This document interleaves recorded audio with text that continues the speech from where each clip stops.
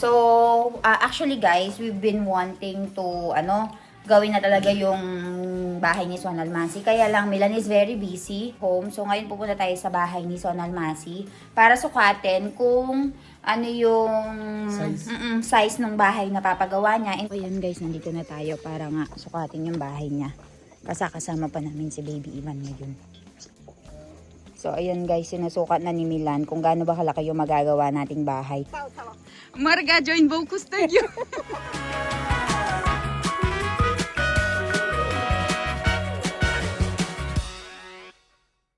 Guys, magandang umaga. So, ayun, tapos na nga ang Pasko. Dito rin sa India ay walang ganap kahit na Pasko. So, kahapon, para i-celebrate yung Pasko, ay nagpunta kami ni Milan doon sa may movie theater para manood ng movie.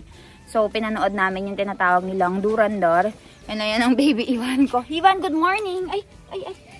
Good morning, say hi to them. Say hi, good morning, Ivan. So, kakaligo niya nga lang ngayon, guys. And kumakain nga yun siya ng tinatawag na papri. And nandito ang biyanan ko. Last time, guys, ng birthday ko, nagluto sila ng paprin buko.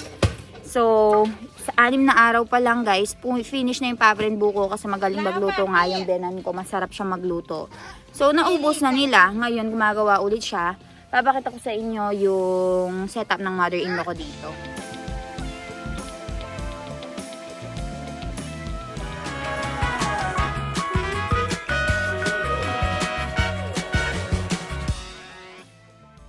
Guys, magandang umaga. So, ayun, tapos na nga ang Pasko. Dito rin sa India ay walang ganap kahit na Pasko. So, kahapon, para i-celebrate yung Pasko, ay nagpunta kami ni Milan doon sa may movie theater para manood ng movie. So, pinanood namin yung tinatawag nilang Durandar. And ayan ang baby Ivan ko. Ivan, good morning! Ay. Good morning, say hi to them. Say hi, good morning, Ivan. So, kakaligo niya nga lang ngayon, guys. And kumakain nga yun siya ng tinatawag na papri. And nandito ang biyanan ko. Last time, guys, ng birthday ko, nagluto sila ng paprin buko. So, sa 6 na araw pa lang, guys, finish na yung paprin buko kasi magaling magluto nga yung biyanan ko. Masarap siya magluto. So, naubos na nila. Ngayon, gumagawa ulit siya. Papakita ko sa inyo yung setup ng mother-in-law ko dito. So, ayan ang biyanan ko, guys. Oh. Magluluto ngayon siya ng papri and then lalagyan niya ng ibang masala yan para maging papri no buko. So, ayan siya. Pra novi papri siya. Hene, mami. Pra chakwa. Keulay gitte. So, ito yung mga new papri natin, guys. So, sabi ni mommy, try natin yung bagong papri kung masarap ba yung pagkakagawa or mas better yung last time. So, ganyan siya. Gaya nga ng sabi ko, ito yung pinang natin ng water heater. So, ayan siya. Parang uling siya sa atin, pero yan, kahoy yan. Tapos, kasi di ba araw-araw nagpapainit kami ng tubig. So, ayun, maganda yung ngayon, yung kahoy. So, dito sila nagluluto ng papri nila.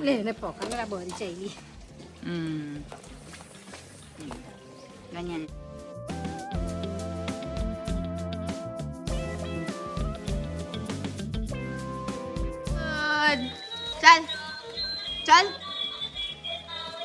चल ना Ivan, give it a move करवानो गाड़ी. Ay, very good siya. So, nung una guys, hindi niya alam gawin yan.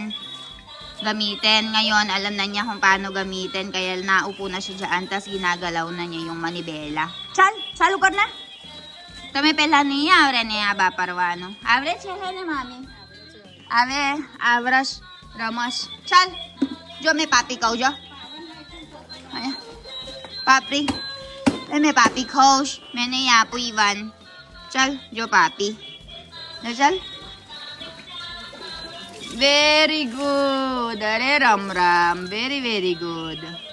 Ayo, daddy. Ayo, pachur tayo daddy, pachur tayo ba? Ramjo kes, Ramjo daddy. Yeah.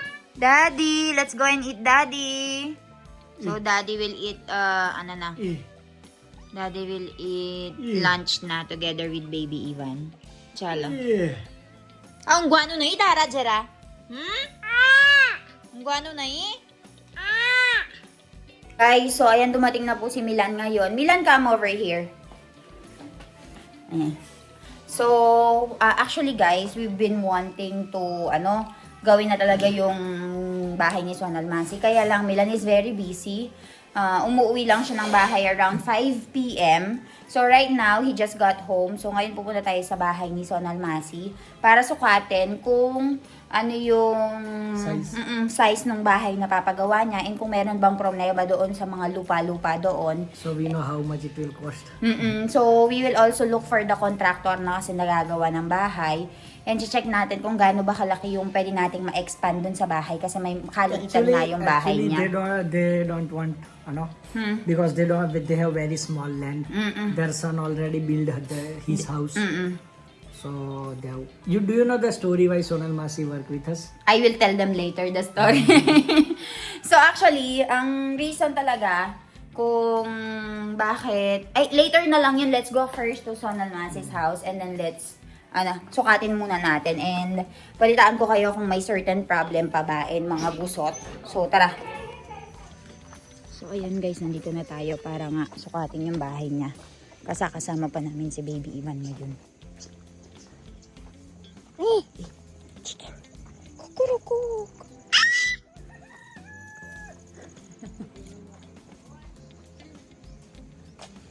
Ramesh kaka. Ibu, Aywa. So, ayun guys, sinusukat na ni Milan kung gaano ba kalaki yung magagawa nating bahay. Lo, Sonal Maya. Come. Diyan, Sonal Masi. Diyan, Niche. Diyan, Niche, kukurukuk gayo. Diyan, kukurukuk gayo. Diyan. Niche, kukurukuk gayo. Wah, Ivan. Wah. So, ayan guys, minemeasure na ni Milan ito.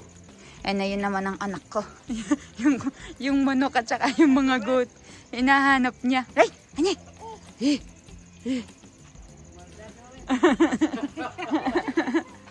Joyla, Son Almasi. Kaya pustay giyo. Patchard da. Rames kaka, Joylo, ha? Son Almasi, Joylo, na. So, I think we cannot take this part because they need some part to walk in. Guys, ang problema kasi dito, ito lang yung lugar nila. Hindi to sa may gilid, hindi natin pwedeng isarado ito. Daming manok. Hindi natin pwedeng isarado ito kasi dito sila naghuhugas ng mga plato. Tapos, yung anak niya kinuha yung likuran na part. So, tingnan natin kung gaano kalaki yung pwede nating magawa sa kanya and try natin na pagkasyahin yung lahat ng mga dapat pagkasyahin. So, ito lang yung lugar nila guys. So, kinakausap na. Ayun ang anak ko. Inabuliso ng Almasi. Almasi, patchard, dapat dyan eh. Bokus tayo gay, my God. Marga, join bokus tayo. Nya, jo. Kay kutru. Are ba kutru siya? Iwan. Nya. Nya. Iwan nya. Nya, jo. Iwan kutru kayo kare. Nya. So, ayan guys. So, yun yung bahay ng anak niya. Ito naman yung kabila, yung dungdong ng bahay ni Son Almasi. So, iniisip na nila, pinagpaplanuhan na nila kung gaano kalaki. Kaigya, marga kaigya. Iwan kiyo kare. Dogi kiyo kare. Nya. Marga jowa haru. Nya.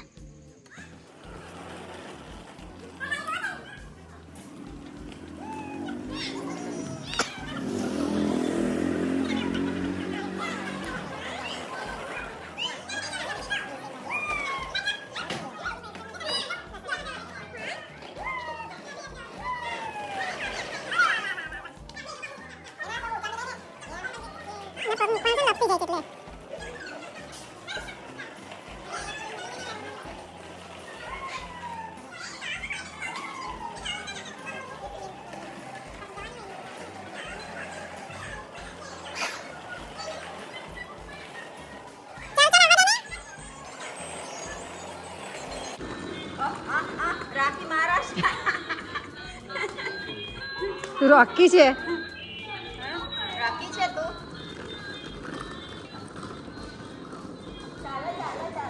जल ये ते गाड़ी लिए आई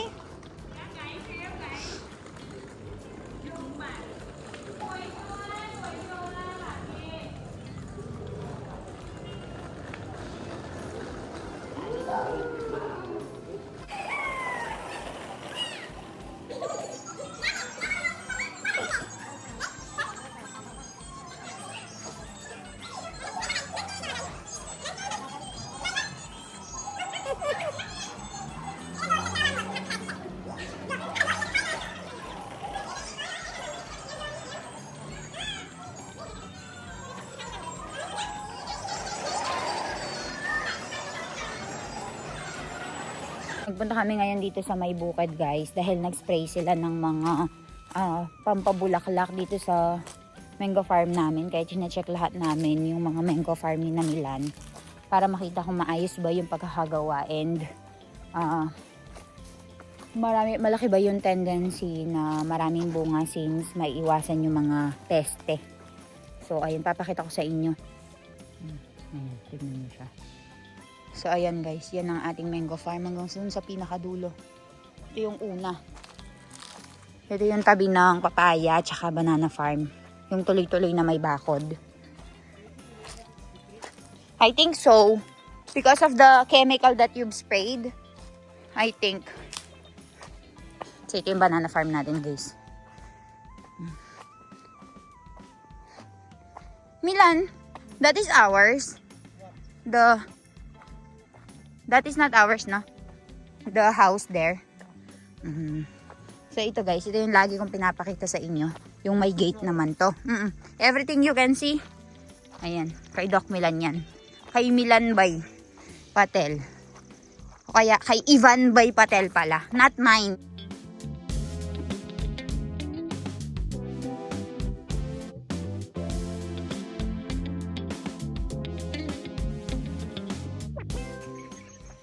Ito naman ang ating isa pang banana farm. Ito naman yung may bahay.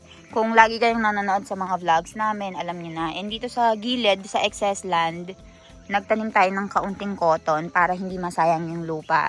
And inisprayan nila lahat ng mga mangoes para yung mga red ants ay mabawasan. So hanggang sa pinakadulo yan guys. Ito yung second mango farm ni na Milan. Ayan. Masarap pumunta dito sa bukid tuwing summer season guys. Kaya lang hindi kami nakakapunta ng even last time kasi sobrang init kapag summer. Kaya yung mga mangga natin ay binibigay natin sa merchant guys. Hindi tayo nag-harvest mag-isa. And here is our boss. Boss Saheb. Haciendero.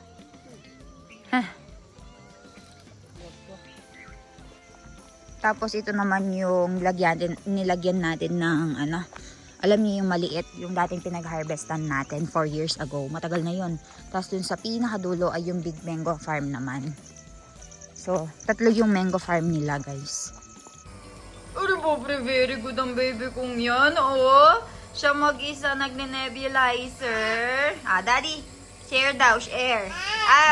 Very good, very good. Tarawara, chal. Tarawara. Ivan Navarro.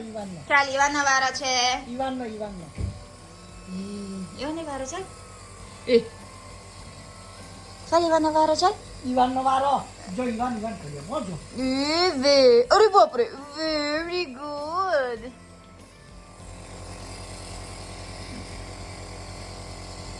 Na-amaze siya. Amaze ka ra siya, na. He's amazed. Ivan jo.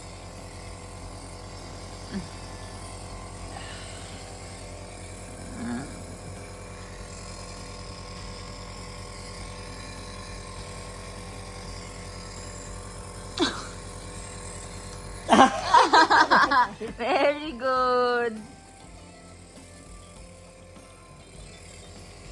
Ban ka ra, ano? Vibrate ka ra. He's amazed how things work.